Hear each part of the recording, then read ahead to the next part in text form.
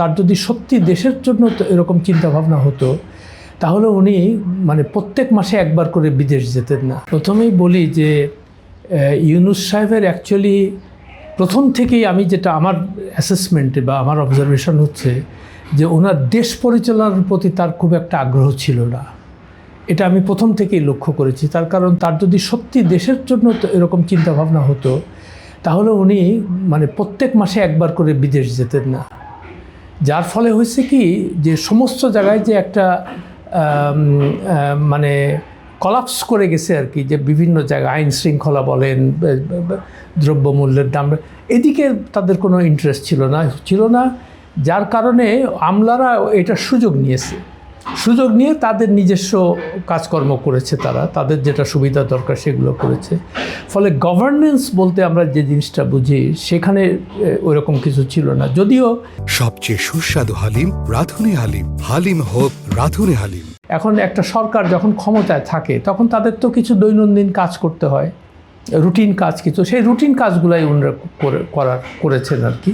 তো এইটাতে মূল ভূমিকা নিয়েছিল এই আমলারাই।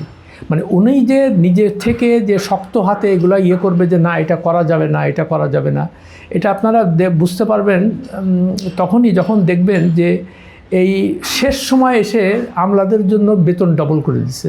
তো এটা তো কেউ চায় নাই, এটা তো দেশের প্রায়োরিটি ছিল না। দেশের প্রায়োরিটি ছিল যে আপনি সুষ্ঠুভাবে কীভাবে নির্বাচনটা করবেন এবং যারা পরবর্তীতে আসবে সেটা তারা যেন তাদের কারো ভোটারদের মনে কোনো সন্দেহ না থাকে। এবারে এখনও পর্যন্ত যে পরশুদিন নির্বাচন, তারপরে মানুষ অনেকে আমাকে জিজ্ঞেস আসল নির্বাচনটা কি হবে, এটা কেন হলো, মানে এই যে দ্বিধাদ্বন্দ্ব বা শঙ্কাটা কেন আসছে মানুষের মনে, তার মানে গভর্নেন্স ঠিক ছিল না। ওনাদের মানে অন্তর্বর্তী সরকারের প্রায়োরিটি ছিল অন্য জায়গায়, যার কারণে এইগুলো হয়েছে। আর ইলেকশন আমি তো নিজেও আমি লিখেছিও অনেকবার, আমি নিজে ভোটার, কিন্তু আমি ভোট দিই না। আমি দুই জায়গার ভোটার, আমি আমেরিকাতে ভোটার, আমি বাংলাদেশে ভোটার, কিন্তু আমি কোথাও ভোট দিই না এই কারণে ভোটের মাধ্যমে সাধারণ মানুষের কোনো ভাগ্যের পরিবর্তন হয় না। এখানেও যেমন হয় না, ওই আমেরিকাতেও হয় না, বা ইংল্যান্ডে হয় না কোথাও। আর একটা জিনিস লক্ষ্য করেছেন নিশ্চয়ই যে এই তথাকথিত বড় বড় গণতান্ত্রিক দেশগুলো যেখানে বলে যে মানে রুল বাই দি পিপুল, মানে জনগণ শাসন করবে, সেটা কোথাও নাই।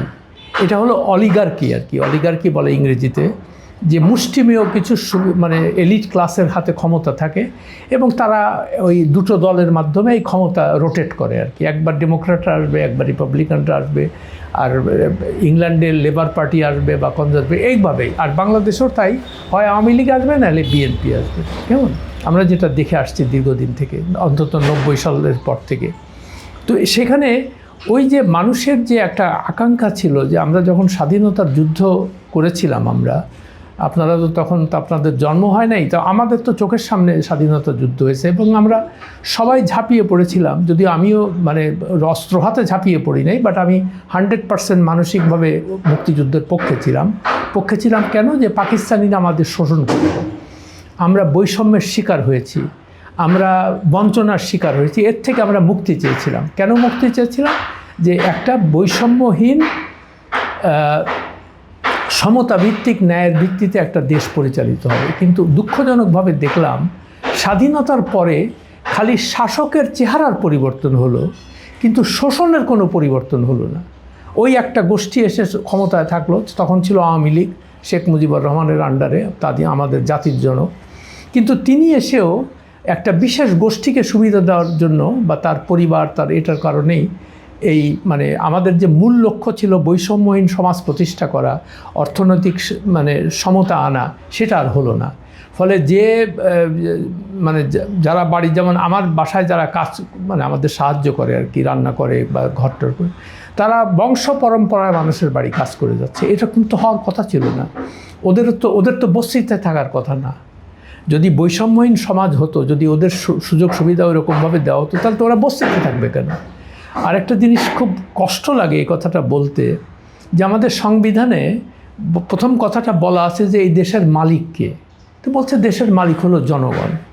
এর থেকে ভাওতাবাজি, এর থেকে মিথ্যা কথা আর কিছু হতে পারে না। কারণ জনগণ তো দেশের মালিক না, খালি কাগজে কলমে মালিক, কিন্তু মালিক থাকে বস্তিতে।